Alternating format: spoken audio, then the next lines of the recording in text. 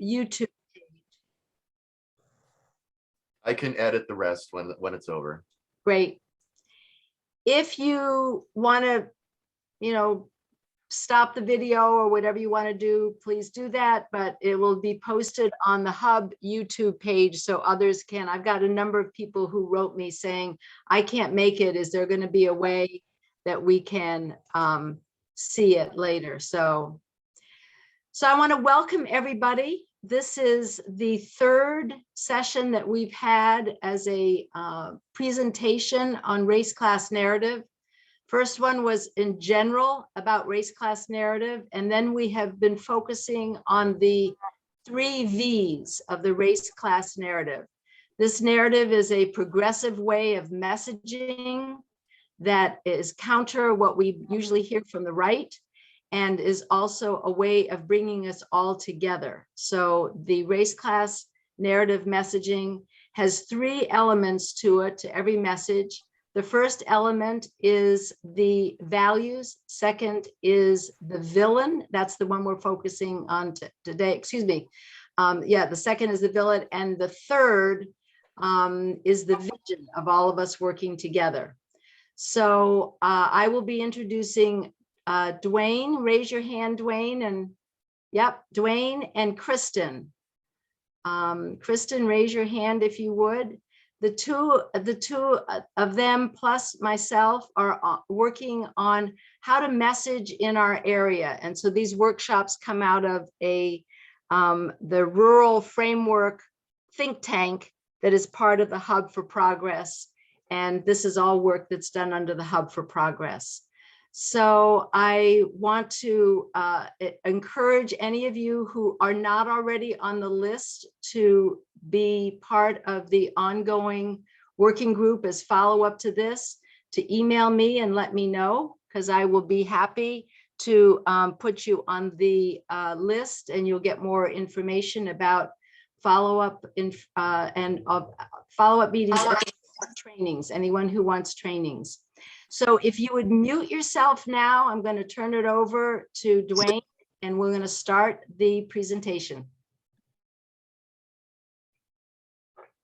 Okay, welcome everyone. And the first thing I'm going to do is I'm going to bring Kristen in, because I think, Kristen, you're going to do the lay of the land. Do I have that right? Because I wasn't sure who was doing what first. But Penn, thank you. Welcome, everyone. Excited to be here and looking forward to digging in on the villain. When you said that, I thought we should have cued some music or something like da-da-da, the villain, right? So Kristen, you want to set us up here? Hi, everybody. I'm Krista Volchansky. I'm one of the members of the Rural Frameworking Group.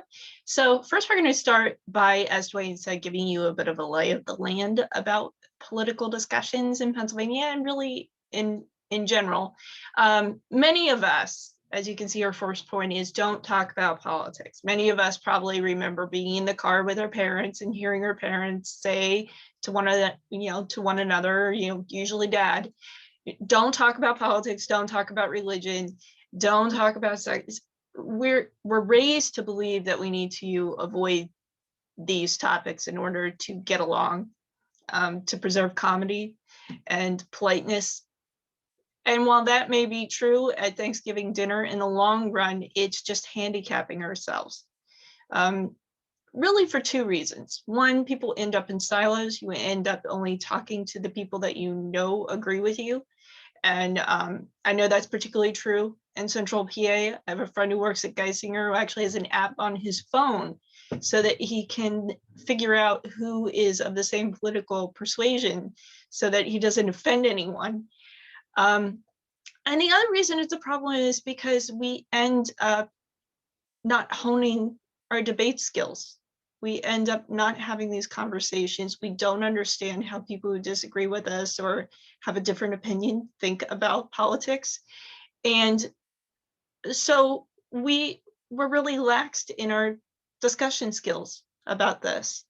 And the reality is that we face a very visible and vocal opposition. And if we're not having these tough conversations, they are, and they're doing it 24/7. They have no qualms about getting uncomfortable and having uncomfortable conversations. I think that's true if you ever walk into any doctor's office or dentist office in our area, you're probably going to see Fox on the TV in the waiting room. And so if we're not tackling these issues of rhetoric that is very anti-government, that is stoking division around race or division around class or geography, the other side is. And with that, I'm going to turn it back over to, I believe, Penn? Oh, Dwayne, sorry. Yeah, it comes to me. So first of all, we've had some new people join us. Welcome if you're just joining the call. We're doing kind of a deep dive into the villain aspect of the villain in the race class narrative, one of the 3 V's. It's the shared value, it's the villain, and it is the vision of how we can have nice things. So we're digging in on the villain because this is an area that is challenging for us. And Kristen, I really like that you kicked it off with the idea of we're often told never talk about politics, right? Don't talk about politics, religion, sex, money, whatever. We're always told that. And then we're surprised when no one knows anything about it. And all of you know, if you've ever knocked on a bunch of doors and people are like, oh, there's an election this year? Well, duh, right? Like every 6 months we have an election, either a primary or the general election. And it just goes to show that when you have a narrative like that, don't ever talk about politics, you end up with a lot of people that don't know anything about politics, which makes it ripe then for narratives. Because if they don't know something, you can fill it in with a narrative. And so what are the narratives that are so common in rural Pennsylvania, in rural America, in fact, all over the place, right? Like urban spaces as well. I mean, everything, everywhere. It's like all politicians are alike. We've all heard that. All politicians are alike, or things like they're all corrupt, or things like my vote doesn't count, so why should I vote? You know, we're coming up on National Voter Registration Day on the 28th of this month. We should all be aware of that, but that is something that we hear all the time, right? My vote doesn't count, so why should I vote, right? Those first 3 are really disturbing because they do exactly what our opposition wants to do, which is undermine government. Those 3 statements undermine government. And that is one of the core things that we have to keep in mind as a progressive movement that our opposition does. They try to undermine the government, right? And they do that very well. And then they create self-fulfilling prophecies by not funding it or by doing whatever they can to make that come true. So we have to keep that in mind. These narratives are happening for a reason, right? And this one really gets to me. If they would just work together, if they could just work together. And this is a common narrative there, which is actually meant to divide us too. So these are just some of the kind of the things that are out there. We have to think about why this is so important. So in addition to the lay of the land, it's what people are saying. And what people are saying is critical because one of the roles of the race class narrative is to engage with the persuadables, right? That's the purpose behind it, is to persuade with the persuadables, because persuadables, as I'm going to channel Anat Shankar Orsario about this, or Penn, or all of us who have talked about it, is that, you know, the persuadables are also known as the people who just are the good point people, right? So you explain it one way and they say, oh, that's a good point. And then you explain it the opposite way to a persuadable and they're like, oh, that's a good point, right? It could be the exact opposite thing. And what they hear most often becomes common sense, right? So if they're hearing most often, all politicians are alike, then that phrase becomes common sense to people. And then people use that as the reason why they don't vote, right? Right? It's common sense not to vote because all politicians are alike. And that's what we have to kind of combat, right? And that's the reason why, because we're trying to persuade the persuadables. Because if our base is carrying the message and the persuadables are hearing the message, if it's good messaging, they're going to repeat it. Because that's by definition, if you're not repeating it, it's not a good message, right? So they're repeating it, and therefore it becomes common sense. This is like the basic mechanics of it, right? Of actually the communication and what we want to see happen with it. And remember, who's Who wants to undermine the government? Well, it's the villain.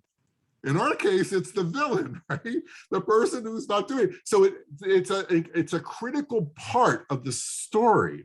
And if we leave the villain out of the narrative, like who's ever watched a movie without the villain? Like it doesn't make any sense, right? Like 90% of all of it goes away, right? Documentaries maybe, but even then, you know, it's man and Mother Nature or whatever it is. There's a villain there, right? It's how we tell stories, and that's how we know who we are and who we are as individuals, who we are as a culture, that kind of thing. So we have to have that as part of the story, or the story becomes ineffective. It becomes less effective. In other words, it's not repeatable. It's not as repeatable if you don't have the villain. And also it doesn't inoculate. And we'll get into that a little bit about the purpose of this, but that's something to keep in mind. These narratives exist. This is the environment that we're doing it in. And I'm trying to draw the connection on why the villain is so important, because we tend to shy away from it for a lot of different reasons. So that's kind of thinking about narrative. So we have the lay of the land, we have the narrative, and Penn, I'd like to toss it over to you to talk about the inclinations that we have as progressives. So we've talked about this in our group that meets, the working group that meets every other Friday. We've had a number of discussions about this, that we tend as progressives to want to focus on the problem, the issue itself, but we're a little bit afraid of being confrontational because that's not in our nature. Our nature is more to sort of bring everybody together, which we do in the race class narrative at the end with the vision. But we tend to have a harder time doing that. We also have a hard time naming the villain. We as progressives seem to have a hard time doing that. The right does not have a hard time doing that. You know, Governor Wolf is the villain. Anybody's the villain. So they don't have that trouble. So that is something that we have to overcome. We have to, as Dwayne said, if you have a story and you don't have a villain, it doesn't make sense. And an important part of this is, if we don't name the villain has been already named by the right. And it's always the immigrants, people of color, somebody else who they have pointed their finger at to make sure the finger doesn't get pointed at the real villain. So it's up to us to really point to the real villains.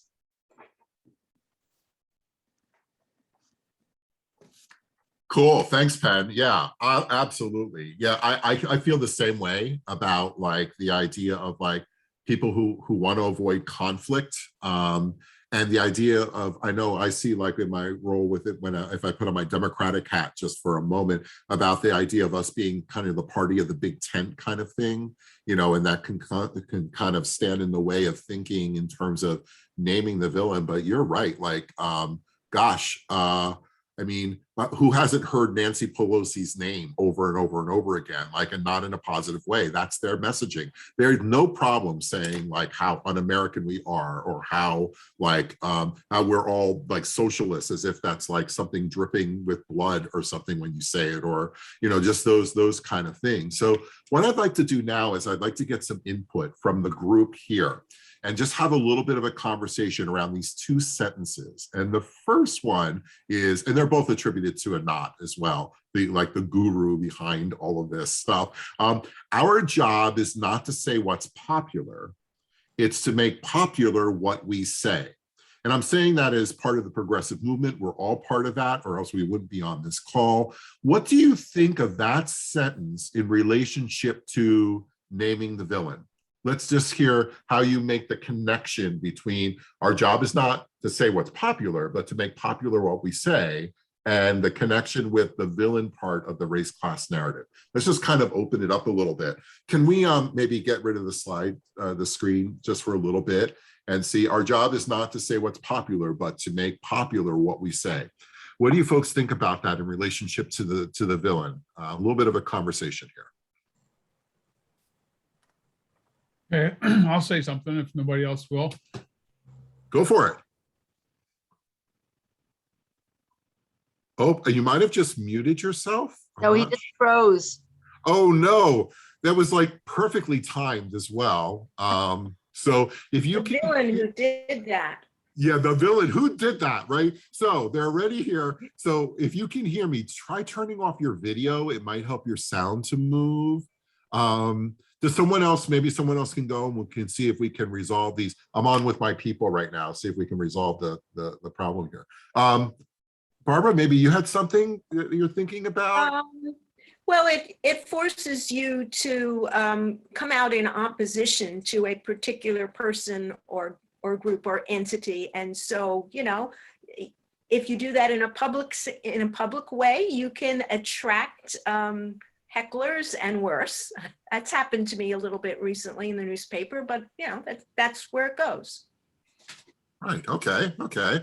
So it's so it is a vehicle to really kind of call out and maybe to define the opposition to whatever, you know, might be on the table. Yep. So that makes sense to me. Anyone else thinking about the connection that you see with saying, making popular what you say, meaning the progressive message, making the progressive message popular and calling out or naming the villain? Morris is back on. Hey, Morris, you're on mute. There you go. I don't know what happened. Somehow lost Wi-Fi. You're all good now, man. The floor is yours. What do you think about those things? I'm sorry about the. I missed a large part of that. I was totally disconnected. What do I think about what four things or? No, we were looking for feedback on what Oh, yeah. you think about that quote about our job is not to say what's popular, but to make popular what we say in relation to the villain. Yes. Well, I mean, I was saying, and I'm not sure when I was actually cut off, but I was saying that the Democrat or progressives have a tendency to take a very passive role and let the reactionaries or the conservatives walk over us. And I think what you're saying is to the point. I pretty much agree with everything I've heard this morning, is that we need to be more assertive and take a more aggressive role in advocating for the progressive cause is what was what I was trying to say earlier. Well, first of all, you hit on a real gem and I want to lift it up, okay? Because this is what Anat would say if I'm channeling her properly today. I don't know where my radar lines up here, but she says that politics is not solitary. Right? She says that politics does not happen in a bubble. So if we're not naming who the villain is, guess who is, right? And so we have to be prepared for that. And a good use of the race class narrative is actually when it acts as a rejoinder to their messaging, right? So we hear what they're saying, right? Because politics is not solitary, it's not in a bubble. We hear what they're saying, and we hear who they're naming as a villain, and we want to be sure to inoculate the persuadables and to inoculate our base and our advocates like us, right? We want to be sure to inoculate them so that when they hear that message, we know why. Because naming the villain is not just who it is, it's what they're doing and why they're doing it. So it becomes much easier for us if we have the message to say, oh yeah, I heard that before. That's just the Republican Party trying to divide us because they want to enrage their base. They're just throwing red meat. But I believe when we all come together, we can do this, this, and this, you see? But if you don't have that message and you don't know they're the villain peddling it, you can't do it, right? So there's this inoculation that happens. So you have rightfully pointed out that, yeah, politics is not solitaire. It's not in some kind of bubble. The opposition is doing it. And we can either choose to come to the table or, like you said, I think you said, let them walk all over us. That's what's happening. And when that happens too often, people hear their message repeatedly and repeatedly and repeatedly, and it becomes common sense. And then we scratch our head saying, why don't people just pay attention to the facts? It's crazy. It's crazy. It's this cycle. And not naming the villain, you're actually contributing to it. You're not just not doing something, you're actually contributing to it because it's not a good rejoiner. And then you wonder why the message is not effective, right? It's not sticking and people aren't repeating it. people love villains. They love to talk about villains, right? Right? I mean, like, try going through a whole 24 hours without hearing about someone who's a villain. You'll hear it. It could be the person who delivers your mail. It could be like, I don't know, the dog down the street. Whatever it is that did something that wasn't right. We hear that all the time, right? I don't know why we're so reluctant to do it. Just doesn't make sense to me. But anyway, so it's a rejoinder and it's the common sense. And, you know, as was said, the opposition has no problem naming villains. And we're going to go through an exercise on like the different components of that in just a little bit. But let me also say that, just to take a step back, that the villain, this is not about name calling, right? This is not about just saying, ooh, there's the bad person over there, right? It has to be also in the setting, because we all know, because we've studied the race class narrative, in the first part. And that first part is the shared value, right? If you're just naming villains, you're not doing the race class narrative. It's in conjunction with the shared value that has to go there. And it's best that that comes first. And then we say, but this is happening, and this is why, and this is what, and this is who, right? And then we talk about the third part. It's like this race class narrative sandwich. And that third part, you know, is about what it can be. I'm so tired of the opposition saying we can't have nice things. We can have them. When we come together, we can have them, right? And we've seen that example over and over and over again. So this is not about name calling. We have to uplift our values and uplift our vision in conjunction with saying this is the reason why it's not happening, or this is what they want you to believe, or all the reasons why that they're doing it.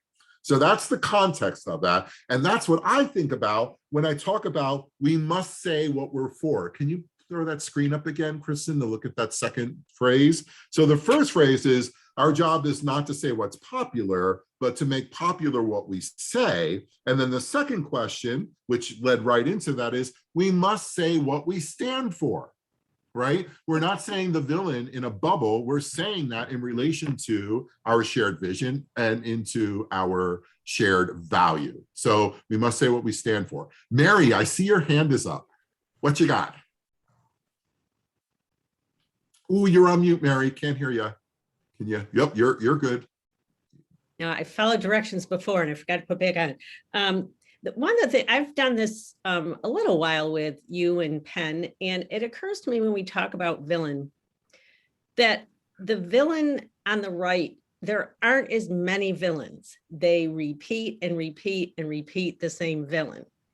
And it seemed, and it does seem that on the other side of the argument, there are just, the villains are more spread out and the layers are thinner. And when we call out a villain, it may be one villain in one letter or another villain in another conversation. And I think that's one of the concerns. For example, I know during the last president's administration, that particular person pulled together many people and he pulled people around that villain. And I know even in my organization, we people were alarmed and many more people identified with that villain. And after the election, some of our members drifted away, and because this whole idea of villain became more diluted. Now, maybe that's something you're going to talk about. Again, I won't continue, but that's just a concern I've had. Mary, it's like you're reading our minds, because when we were putting this together, that's the next place we needed to go. Oh. And actually, Kristen is going to take us a kind of a fun exercise to think about like all the potential villains that are out there, because sometimes we become too super focused on like one, which was so, quite frankly, like damn obvious, right? Like seriously, if we're just being real with each other right now, right? So I think that's a valid question, because the opposition, remember, they're not doing it in solitaire. They're all over the place with this, right? So Kristen, how about I kick it over to you and we go where Mary wants us to go, which is where we need to go, and talk about the villain. Sure. So thank you, Mary. That is a great segue. So yes, the simplicity and repetition here are key. And to kind of make this fun, we're going to family feud this part of the training. So if I'm sure everybody remembers the Family Feud game, and that's what we're going to do. So we're going to play 3 quick rounds of Family Feud here. We're going to, Penn, did you want to divide people into 2 teams? Yeah, I'm going to divide you into 2 teams. So I'm going to say your names, and when I say your names, you're team 1 and then team 2. Just remember what team you're on. This is all, fun. So, Mary and Barb and Morris and Marcus, I'm putting you on team 1. And I'm putting Mike and Matthew and Ross and Pinky on team 2. So did I miss anybody? Call out if I unmute yourself and call out if you don't have a team. All right, so everybody knows what team they're on, right? Team 1 and team 2. And so you're going to be, when you have an idea, you're going to raise your hand, and we're going to give credit to either team 1 or team 2 based on which team you're on. Call out your name, say team 1, and this is my answer. Okay. All right, Kristen. All right. So again, we're going to have a little fun here. We're going to play Family Feud. So we will have team 1. Do you want to pick somebody to be your person to come up to the board? Mary will Mary? be good. All right. And same thing for team 2. And then we're going to have a kind of buzzard off. Whoever raises their hand first is going to be the group that gets to go. And if somebody, Penn or Dwayne, if you don't mind just like keeping a time clock, we'll give them a minute, and then you'll try to throw out as many answers as you possibly can of what might be on the board. We're looking for bad players. We're looking for the villains. Sure, you're off mute. Make sure you're off mute too. Yes. You have to raise your hand, but I want you to be Now. off mute. Yeah, and I will keep a 1-minute time clock. As soon as you tell me, I will do it. Kristen. All right. And as Dwayne was saying previously before, every good story has an antagonist and a protagonist. So we're looking for the protagonist. We're looking for the villains. And let's do our face off. So the team leaders have been elected from team 1 and team 2. When I say go, you're going to raise your hand, and the first winner gets control of the board. Okay, ready? Go. Oh, we're Mary's- virtually raising our hands because I can't see. Oh, I can't yeah, see virtual, everybody. You Sorry. have to hit the little button under reactions and raise your. Okay. Okay. I don't think team 2 picked a leader. Do you have a leader, team 2? Oh, Marcus raised his hand. Was that? Oh, okay. Oh It's no, Marcus. I'm on team 1. So Oh, Pinky Okay. has Pinky. a hand raised. Pinky is the Mary. leader for team 2. I'm Unmute just announcing that. Mary, All unmute right, let's yourself. do this one more time. So team 1, so Marcus and Pinky, ready? No, oh, no, You already have your it's hand up. Mary and Pinky. Oh, Mary and Pinky. Okay, so everybody hands down, and when I say go, we're gonna virtually raise our hand. Ready? Okay. Ready? Go. Go, All Mary. right, I saw Mary. All right. There you go. All right, Now- so Mary, you have control of the board, so we're gonna put 1 minute on the clock, and you're gonna throw out as many villains as you can think of. Ready? And my team doesn't help me on this one. I'm all on my own, right?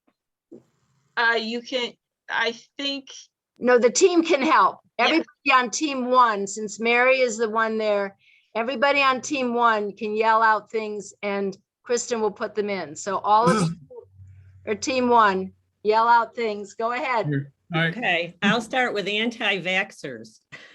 ooh, that is a good one, but it's not on the board. That is a great one. That is a great one. Come We're on, gonna guys. put those down. Okay, can Mitch McConnell. Ooh, That I'll was- give you that one. Yeah, conspiracy Denied. theorists. Okay, the whole Republican Party.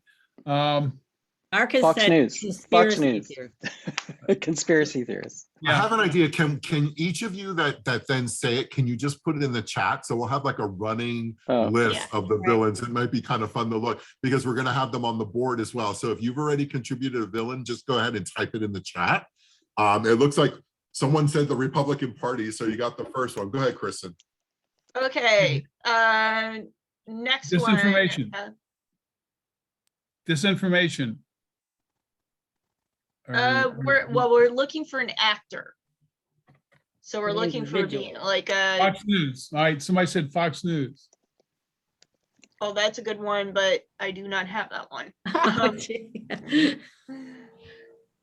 What about conservative Maybe social it's media too much. accounts? Oh, Are we over? Dwayne, is the minute up? We'll give a few more seconds because we I had was a gonna few say, more, talk show hiccups. radio hosts. I'll give you big corporations. How about that? That works. Yeah, Yeah. that was number 3. Yep. Okay, what about dark money? These are good. That's not an individual.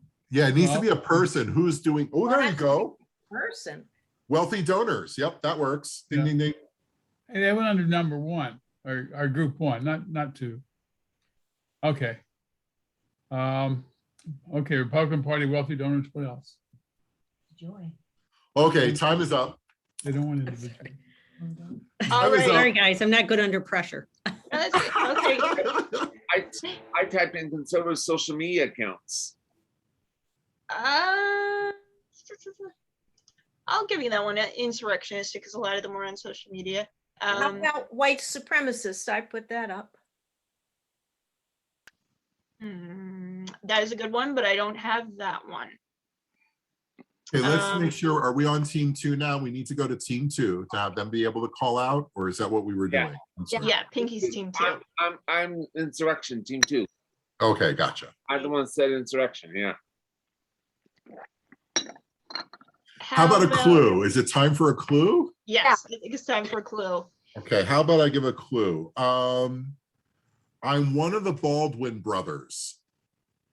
Eh, Alec.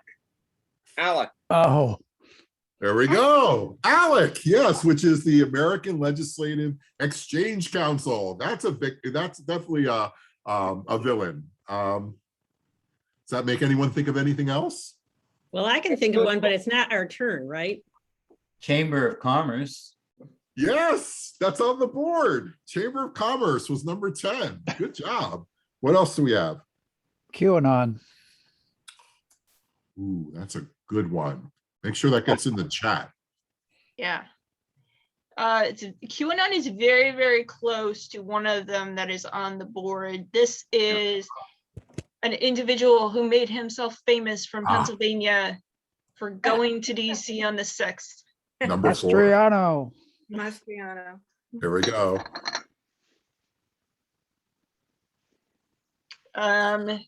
We want another clue? I think, yes, we could use Okay, it. here's a clue. My cold, dead hands. NRA. There we go. That's right. And they're dead. We've Okay, got- we just 2 left. Yeah, and the clue I'll throw out is these two are very closely connected, both politically and by geography, if you've ever been to Harrisburg. Yeah. Is Pennsylvania a state? The Commonwealth. It's like Massachusetts. The Commonwealth. What's the second part of that? Commonwealth. Foundation, Commonwealth Foundation. There we There we go. go. Yeah, I said Heritage Foundation, but maybe. I Oh, don't- that's a good one That's a too, good right? one. That's awesome. So we just have one left. It's a big, well, it's like, it's a lot of people. It's a group. Need more of a clue than that. Okay. Oh, the religious right, the whatever. Moral majority. Okay. Let's see. I didn't come up with a clue for this one. Does anyone have a pen or Kristen? Would it be a good clue? We Gosh. complain as progressives incessantly about the fact that this is the state of government in PA, and does that help? Corruption? That's Well, close. It could be a synonym for this.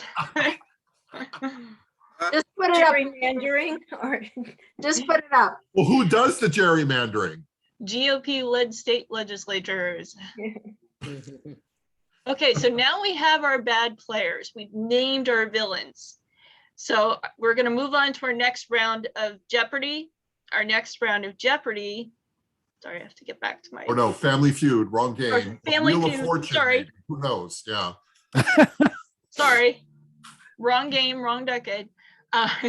Now we are going to describe in the next round what the villains are doing. So their actions. All right. And since team 1 led the first board, how about we have team 2 lead this board? So Let me put a minute up for us. Okay, we're ready to go when you are. Ready to go. Okay. all right. Ready? Go. What are villains doing to us? Enacting laws that take away speech rights. All the controversies around that, including the laws against BDS and the laws on abortion, and only that picketing law down in Florida that enables anyone to murder protesters down there. Okay, so if you put that into a verb, how would you describe what they're doing? Against free speech, the right to protest. So they are. I think it's a good one. I think it. The first one I think of is gerrymandering. Yeah.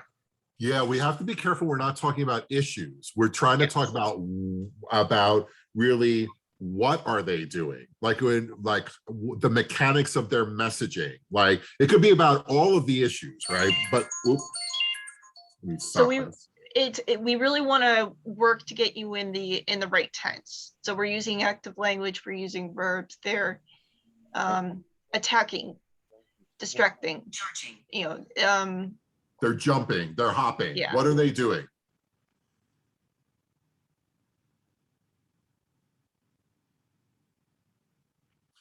When they send out a message about like anti-abortion, what are they actually trying to do with that message? They're trying to harm abortion advocates, and So they're trying to harm us. That would be an example. They're trying to harm us. Okay, but harm is a good answer, but it's not on the board. What else are they trying to do when they message like that? Intimidate us. Yes, intimidate. Is intimidate on the board. Stoking fear. Ding, ding, ding, ding, ding. Now we're on a roll. What are they trying to do? Stoking fear. Yep. What else? Confuse us. Confuse. Is confuse on the board. Sorry, I hit the wrong one. We got a Oops. freebie. It works. Yeah. Okay. Muddy the waters. What else are they trying to do? Well, they're branding us as the villains. They're vilifying us, demonizing us. That's a good answer. That's a really good answer. Okay. Defiance. That works. Okay, let's switch to the other team now. We have 5 other slots on the board. Name something that villains are doing. What are they doing? Voter suppression, is that one or? Yes, that was number 10, I believe, right? Number Okay, 10. depressing and motivating, okay.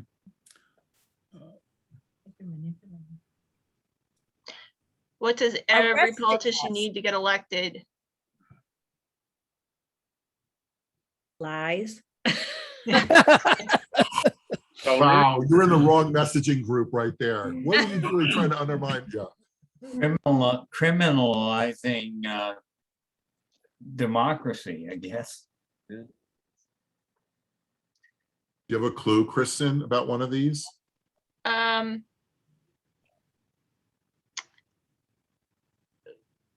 it's in the same vein of what somebody said, but often we see this on the right, is that they throw out something absolutely ridiculous, and then they do it intentionally for the base. Why did they do it for the base?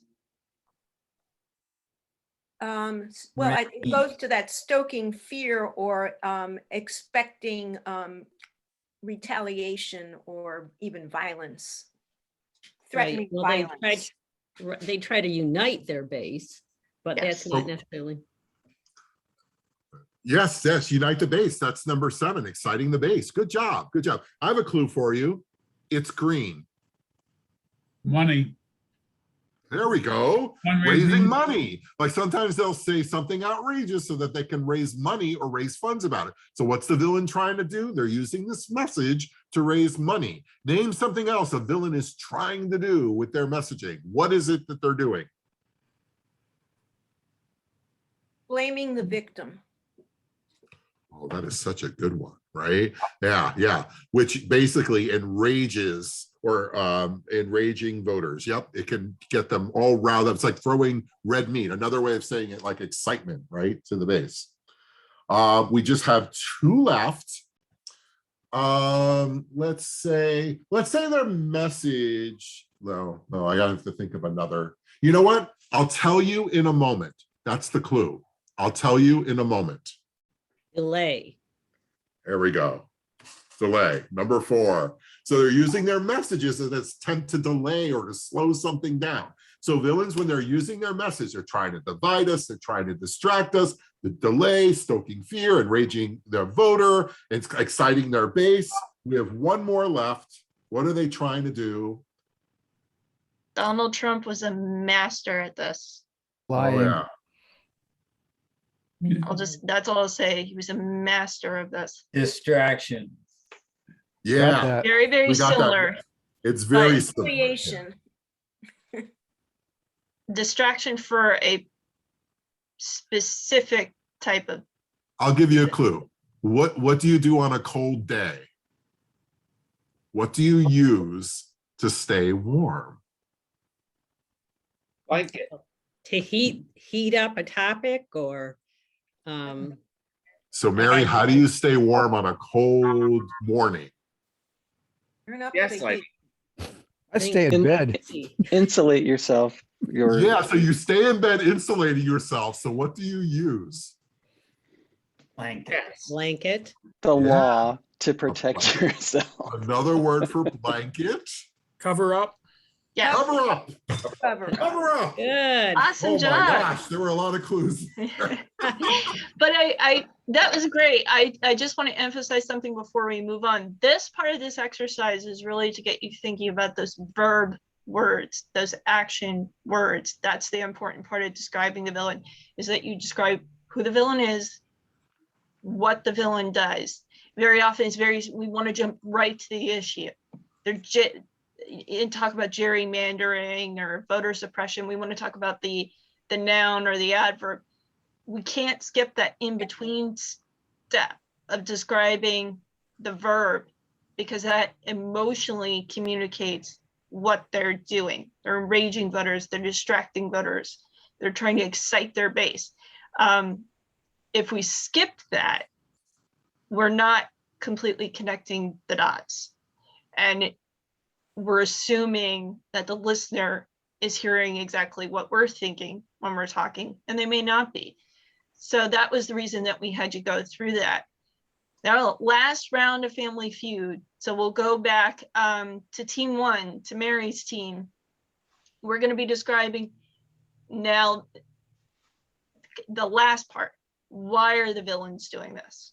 We know they're dividing us, they're distracting us, they're trying to enrage us, but why are they doing that? So we'll put 1 minute on the board. Mary, you're up. Sorry. Okay. To protect their privilege.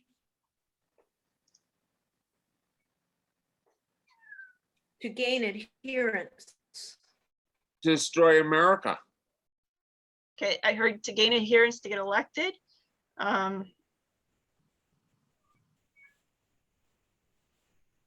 From their base. I'm sorry, I didn't hear that.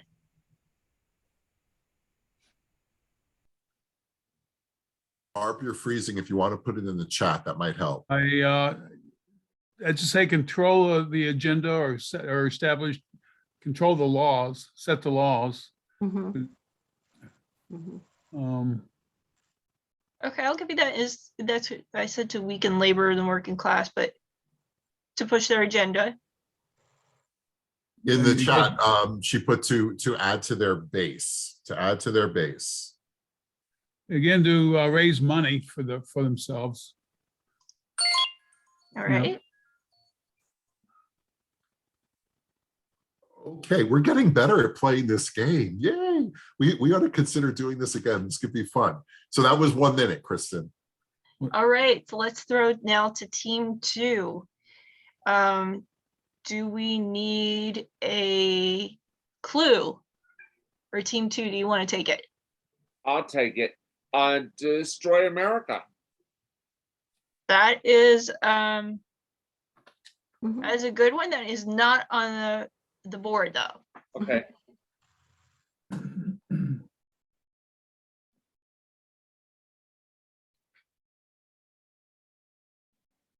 To control the agenda. Okay, so that would be to gain or maintain power. How to control or maintain their conservative, reactionary policy to return to, my favorite phrase is the return to leave it to beaver days. So the conservative philosophy. That's number 7, right? To Kristen, protect I would all say. of that. Yeah. Okay, all right, good. Yeah, kind of like that. I have a question. Like, so the villains, sometimes they're politicians. Whoop. Sometimes they're politicians. And what's the number one thing a politician wants? Get elected, it's there. Oh, we got that one already. I'm sorry. What don't they want? If they're running for office, what don't they want? A primary challenge. There we go. Yay. Well done. Well done. Who is it that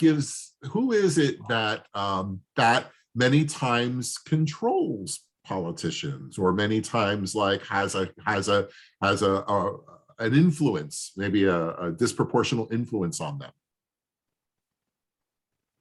Big Large corporations. corporations or global oligarchs, corporations. large corporations. There we go. Okay, yeah. Yep, that works. Yeah. And who is it that the villain would love to have their message like amplified by? The media, control the media. Mhm. Mhm. And remember on the last slide, the last one we were doing, we were talking a little bit, we were talking about how to stay warm. So what might a villain be doing? So Like- covering up past indiscretions or faults Yeah. in our society. And So that's their purpose, right? So sometimes these, like why they're doing it and what they're doing, can be very, very closely related. And that's the same thing with number 3, really. And that's the final one. And we got to think about like what just well, gosh, so many things just happened in Texas, right? Like that doesn't work for that one, I guess, because this was not the thing that just happened within this past week, but the week before. Like, what were they doing in Texas? We just had some rallies in Northeast Pennsylvania around it. Like, there's this is something we really push for. What are they trying to do when it comes to the election? What do villains want to see? suppress the vote.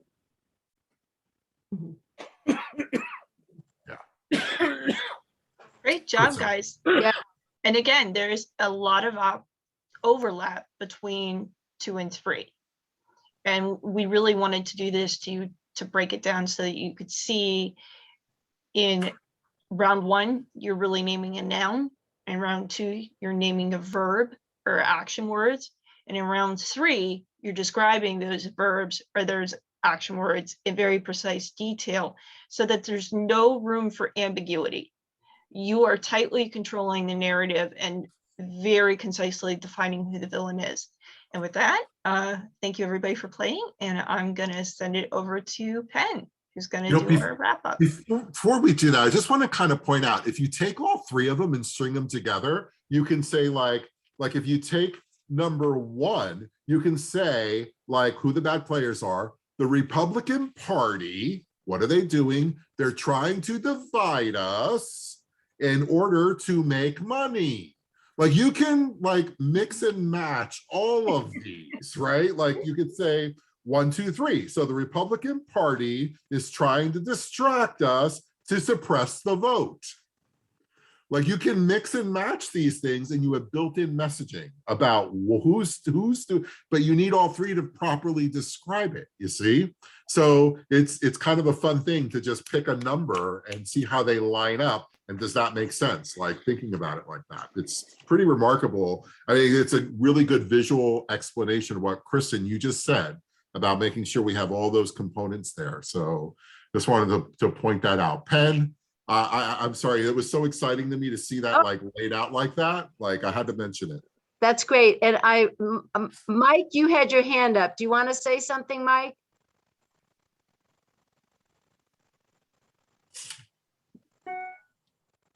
I guess, okay, I'm just going to go on. A couple of things, and we've talked about this actually in the working group, and that is, don't make things too complicated. Just Kristen's laid out sort of the format of it, of what you want, who's doing it, the verb of what they're doing, and what the results are, why they're doing it, what the results are. But we don't have to be too complicated. I'm going to go back to what Mary said in the beginning of this exercise, and that is that, the other side has one way, a couple of villains, and we have a number of different villains. We do have a number of different villains. However, as you can see from this, it's usually somebody who wants to do something to stay in power and take it away from the rest of us. So I think that's the important thing to remember, is to be able to say it as simply as possible. We sometimes get a little lost in the weeds. So I'm just going to do a quick review of what we've done today. We talked about the lay of the land and about not talking about politics and how we've taught not to do that and how that can lead to our vocal opposition is not afraid of that. They talk against government and against against racism, and I mean for racism and division, etc. A lot of what their narrative is trying to undermine government. They want to undermine it, and so it most often becomes the way of people thinking. Small government is better. That's what we have in our brains. We've got to undo that in the narrative. Our reluctance to talk about villains and our reluctance to point fingers and to be kind of confrontational gets in our way. We've got to get over that. And the brainstorming that we did of really thinking about the kinds of ways to use the villain in a way to really animate our side to understand better, that we name the villain of who it is, what they're doing, and why. So this is in hopes that we will be more articulate and more comfortable in this workshop, and more comfortable after this workshop in using these kinds of terms and looking at it in terms of naming the villain and why we understand more why that's important. And we are going to be sending this out to everybody who's on the list, and anybody, Pinky, if you would put your, well, I think you're the only one, but yeah, just put your email address and you will start getting listing. And we would like to invite people to come to the next meeting of the Race Class Narrative Working Group, and that won't be until October 1st. I also want to let you know, if anybody hasn't seen it, but we are having a summit of the hub on October 2nd. That's on the broadsheet. If you don't get the broadsheet, let me know and I'll make sure you get that. So put that in the chat also if you don't get the broadsheet and you want to get it, because we'll be having a summit. We're going to be talking a lot about how we can be more effective working together using these kinds of ideas in our area in rural organizing, which is not an easy thing to be doing nowadays. Anybody has a statement for the good of the whole? Mike, did you want to say something, please? Can't hear you. You're not muted, but we still can't hear you. Okay, Mike's gonna figure that out. You will be getting, Is that any better? that's much better. Go ahead, Mike. Thank you. When we're talking about undermining the government, I think there's another perspective on that, which is that they are trying to hijack the government, to take it over for themselves. It's not simply a matter of destroying it. I think they want to make it theirs instead of ours. In their vision. Yeah. Yeah, that's a very, Which relates to that whole power thing, but just that's my observation. Thank you. very good point. Very good point. And all of you have contributed a lot, whether it was on the list or not, you're thinking about these things and have some really good ideas. So keep that up. We will send you the recording, and on the recording, and I will also send you the, is this correct, Kristen? I'll be able to send out the thing we projected up on the screen. Yep. And it Yeah, I'll send that to you. will have filled in the different pieces of the different numbers 1 through 10 for each 3 categories. Yep. So we will be getting this information in the next couple of days. Thank you very much. Please spread the word that we are open to doing training for people who don't know about race class narrative.